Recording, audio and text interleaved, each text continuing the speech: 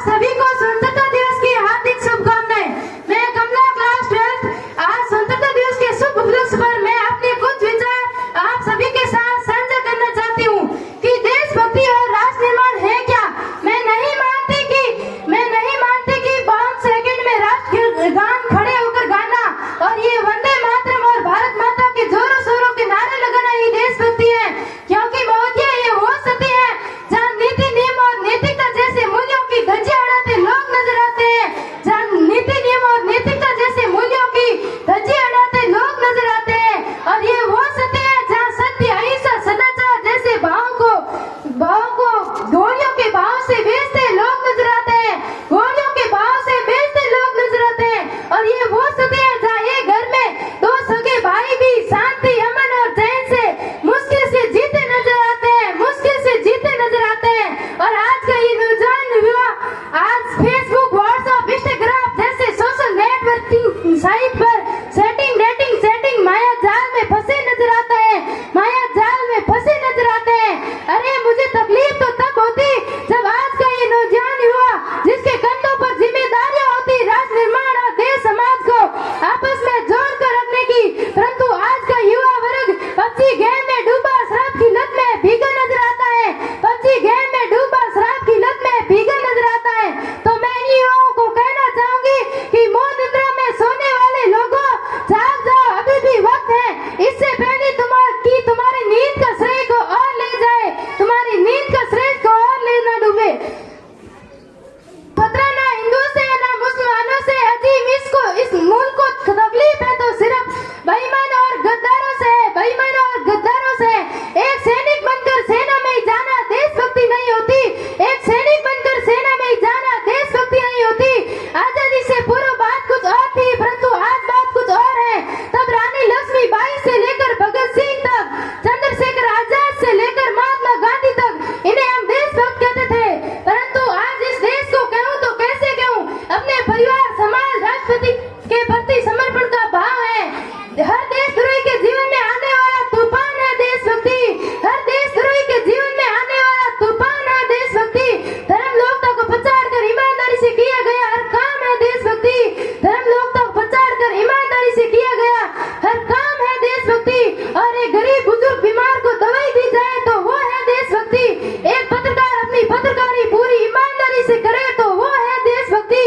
एक शिक्षक पैसों के लिए नहीं वरन विद्यार्थियों को आगे बढ़ाने के उद्देश्य से पढ़ाए तो वो है देशभक्ति। और आज का ये नौजवान युवा इस देश को, वतन की रक्षा के खातिर दूसरों को मारने के लिए नहीं, पहले खुद मरने के लिए तैयार हो तो वो है देशभक्ति। तो मैं इन देशद्रोहियों को कहना चाहूंगी कि ए हवा में जहर घोलने वालों, फिजाएं हमारे इशारे से बदलती हैं। तुम क्या तस्वीर बदलोगे मेरे हिंदुस्तान की? शेरों के जिक्र में माँ भारती बसती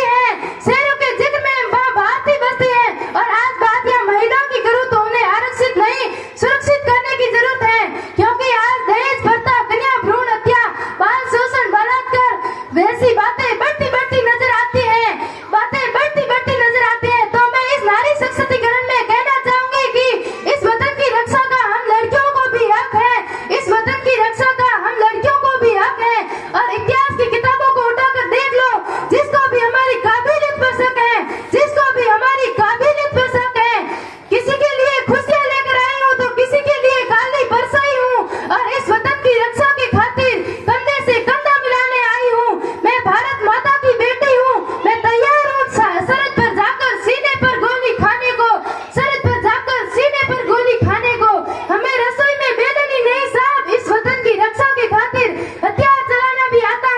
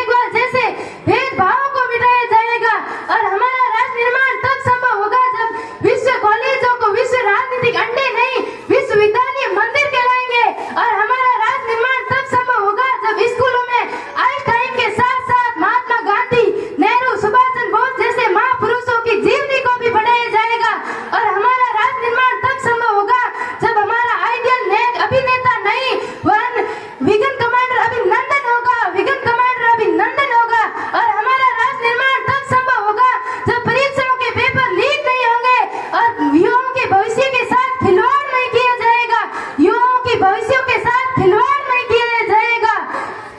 और हमारा राष्ट्र निर्माण तब संभव होगा जब जाट मेघवाल राजपूत जैसे भेदभाव को मिटाया जाएगा।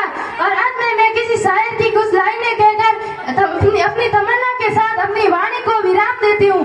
काश मेरी जिंदगी में शर्म की कोई शाम आए, काश मेरी जिंदगी इस वतन के काम आए। मुझे खौफ ना इस मौत का है, मुझे ना आजुब है इस दर्द का।